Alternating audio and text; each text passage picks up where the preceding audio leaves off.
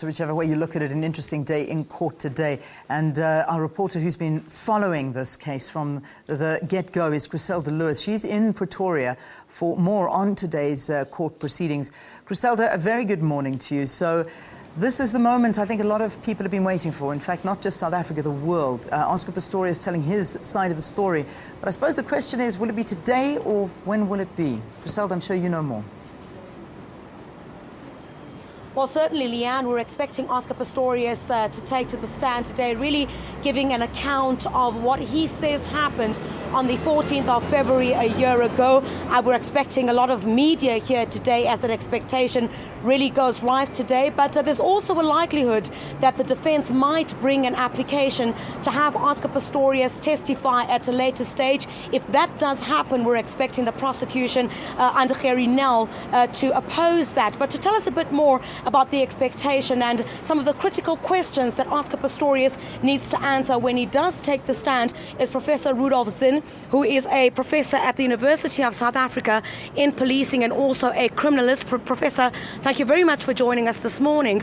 I think let's start with what the critical questions are that Oscar Pistorius needs to answer when he takes the stand. I think there are three critical questions. Number one being how the actions that he's described so far actually culminated in being an accident. He's not been claiming that it was in self-defense or trying to effect an arrest in terms of Section 49 as civilian arrest.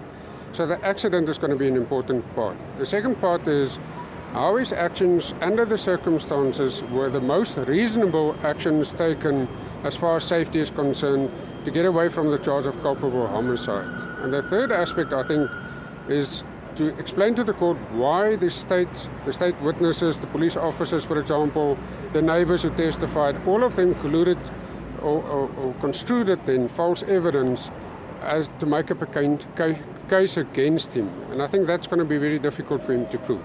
What are the chances of the defense bringing an application to have Oscar Pistorius testify at a later stage?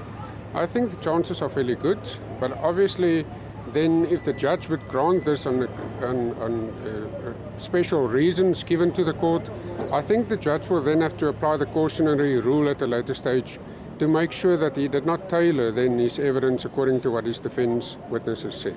Right, thank you very much for your time, Professor Zinn, who's from the University of South Africa, giving us some insight into what the critical questions are that Oscar Pistorius needs to answer when he takes the stand. We're expecting that to happen today. Back to you, Leanne. Thanks so much, Griselda Lewis. No doubt we'll be watching you very, very carefully there at the court today.